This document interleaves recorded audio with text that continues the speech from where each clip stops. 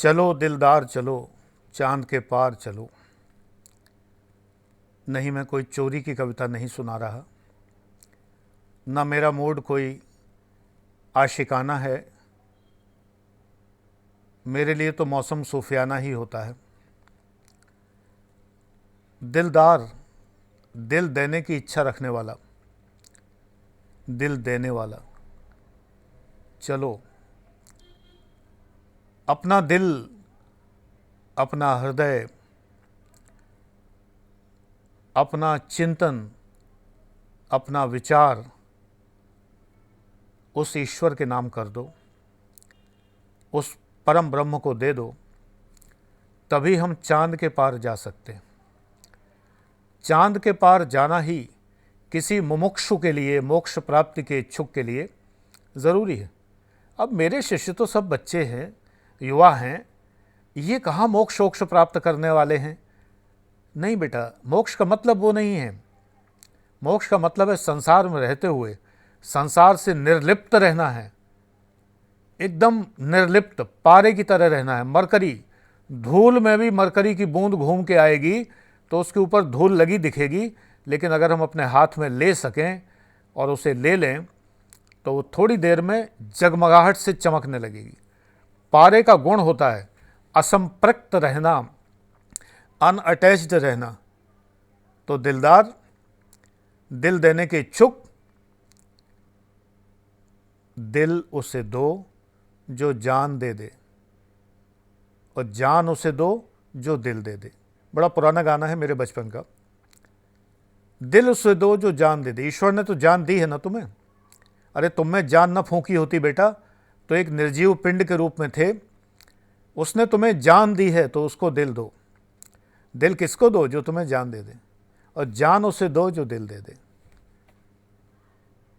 जान देने का मतलब है कि अपने प्राणों की परवाह किए बिना जिसको टूट के प्यार किया जाए।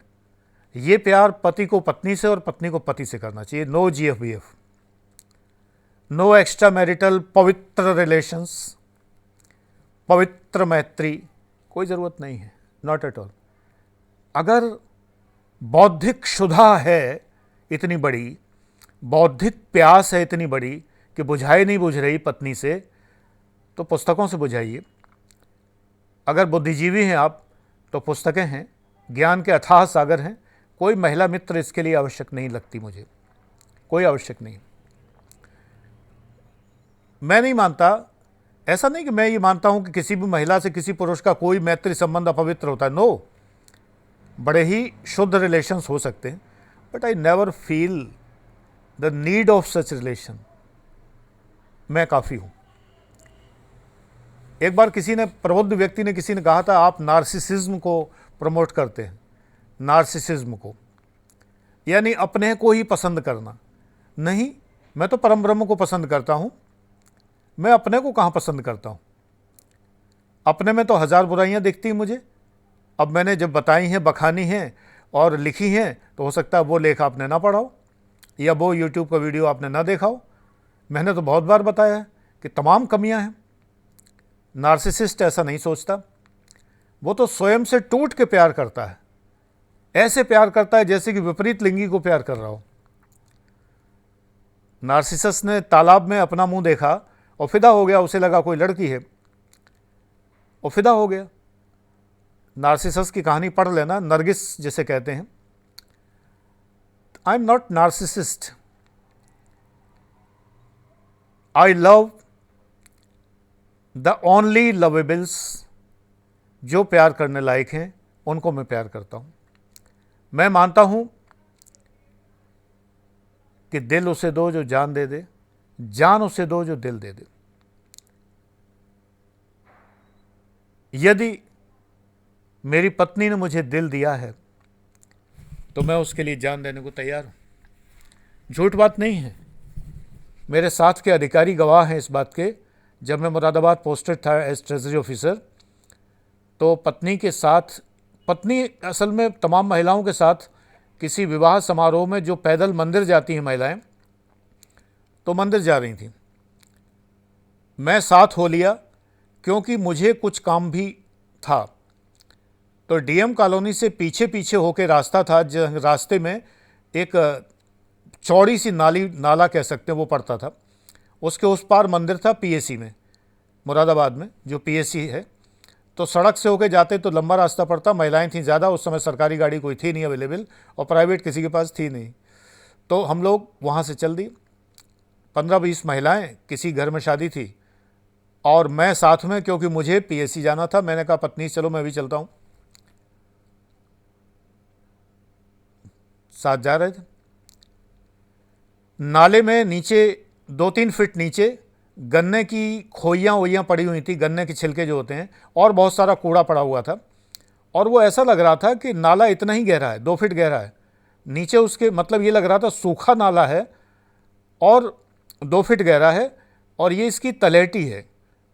तो पत्नी उसमें कूद पड़ी। उन्होंने सोचा नीचे से निकल जाएंगे, आगे आगे हम लोग थे, बाकी पीछे महिलाएं थीं गाने गाती हुई। वो सब ऑफिसर्स की पत्नियां थीं। ऐसा नहीं कि ऑफिसर्स की पत्नियां कोई इतनी, वो आजकल की जो एम्पावर्ड वुमेन होती हैं जिन्हें गाना नागवार गुजरता है, या जो ढोलक नहीं बजा सकती, या जो नागवार सिक्योरिटी यूनो वाली हैं, तो वो यूनो वाली नहीं थी। सब अधिकारियों की पत्नियां थीं, बड़े बड़े अधिकारियों की। एडीएम रैंक तक के लोग वहाँ रहते थे, एसएसपी भी रहते थे, सभी लोग रहते थे। They were not so empowered women like the women of today. सब अपने हंसती गाती चल रही थी। तो मेरी पत्नी उसमें कूद पड़ी और मैंने आओ देखा ना ताओ मैं भी कूद पड़ा, क्योंकि वो कूद पड़ी तो यहाँ तक डूब गई, नाला बहुत गहरा था। और मैंने आओ देखा ना ताओ मैं सीधा कूद गया, बिना ये सोचे कि मुझे क्या करना चाहिए। मैं भी उनके पीछे पीछे कूद गया और उनको पकड़ के ऊपर उठा के और बिठा दिया। फिर मैं उनके हाथ पकड़ के मैं निकला। सारी महिलाएं कहने लगी, सबके पतियों की शामत आ गई होगी उसके बाद घर पहुंच के, कि देखो पति पत्नी का प्रेम ऐसा होता है। मुझे अपना व्यक्तिगत प्रेम उजागर करने का कोई शौक़ नहीं है, लेकिन मैं युवा वर्ग को पढ़ाता हूँ, समझाता हूँ, उन्हें ज़िंदगी सिखाता हूँ। तो उदाहरण तो मैं अपना ही दूंगा। मुझे तो नहीं पता कि स्वामी विवेकानंद के जीवन में कब क्या हुआ, या एपीजे अब्दुल कलाम साहब के जीवन में कब क्या हुआ। किताबों में पढ़ पढ़ के उदाहरण दूँ, ये मेरे बस का नहीं। मैं अपना उदाहरण देता हूँ, अच्छा लगे तो ठीक है, ना अच्छा लगे तो भी ठीक है।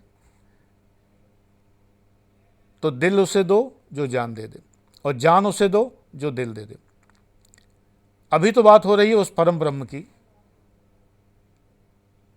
दिल उसे दो, चलो दिलदार चलो, चांद के पार चलो। चांद क्या है? चांद हमारी भौतिक आकांक्षाओं का प्रतीक है। मैया मैं तो चंद्र खिलौना लई हूँ। कृष्ण भगवान भी जो बड़े होकर युद्ध भूमि में अर्जुन को निष्काम कर्म का उपदेश देते हैं, बचपन में उन्हें भी सांसारिक वस्तु चांद खिलौना चाहिए था। खिलौना चाहिए था, कैसा? चांद सा। बहू लाई जाती है कैसी? तुम्हारे लिए बहू लाऊंगी, माँ कहती है चांद सा मुखड़ा जिसका हो, है ना। ये चांद सा रोशन चेहरा, उस पर भी रंग सुनहरा, क्या ऐसी कुछ है ना। चांद से कल्पना करते रहे लोग प्रेयसी की, चांद सी महबूबा हो मेरी, कब ऐसा मैंने सोचा था, इत्यादि। चांद सांसारिक अभिप्साओं, इच्छाओं, आकांक्षाओं का प्रतीक रहा है। तो हमें चांद के पार चलना है, और इसके लिए हमें दिल देना है। जब हम अपना दिल ही दे देंगे, ये दिल ही तो सोचता है कमबख्त, ये दिल ही तो है कमबख्त जो मानता नहीं। और ये जो है वो चीज़ें मांगता है जो हमें उस महान, उस इश्क अजीम से महरूम रखता है। अजीम आशिकी से, एक बड़ी ही उच्च स्तर की आशिकी से। आशिकी 1 2 3 4 नहीं, आशिकी इनफाइनाइट, उससे हमें दूर रखता है। और हम उसको भूल जाते हैं, यहीं चांद के चारों ओर चकराते रहते हैं। तो चांद के पार जाना है। दिलदार, ईश्वर को अपना दिल दो, क्योंकि उसने तुम्हें जान दी है, तुम्हारे अंदर जान फूंकी है। दिल अपना उसे दो, वो बदले में तुम्हें जो देगा, जो तुम्हारी महबूबा महबूब जो देगा वो उसका प्रतिबिंब होगा, वो उसका प्रतीक होगा।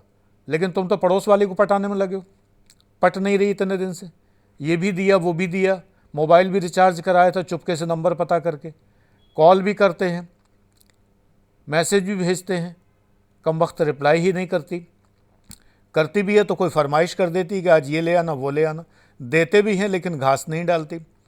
तुम तो बेटा घास खाने में लगे हो। आशिक आज़म कहाँ से हो सकते हो तुम, क्योंकि उस अजीम तरीन इश्क को तुमने जाना ही नहीं, तुम समझ ही नहीं पाए कि वो इश्क अजीम होता क्या है। अगर हम उससे प्रेम करेंगे तो वो हमें प्रेम करने के लिए अपना स्वरूप दे देगा कोई ना कोई। तो जो हमारे जीवन में आएगा, जो हमारा लाइफ पार्टनर होगा, एम्पावर्ड भले ही ना हो, लेकिन वो महबूबा किसी चांद से कम नहीं होगी और हमारी ज़िंदगी में हमारे लिए बहुत बड़ी राहत का पर्याय होगी और रूह को शांति देने वाली होगी, आत्मा से निकट होगी, रूह के करीब होगी। ये बातें तुम लोग नहीं सोचते। सोचो, अगर सोच सको तो। मेरा एग्जाम्पल तुम्हारे सामने। Thank you.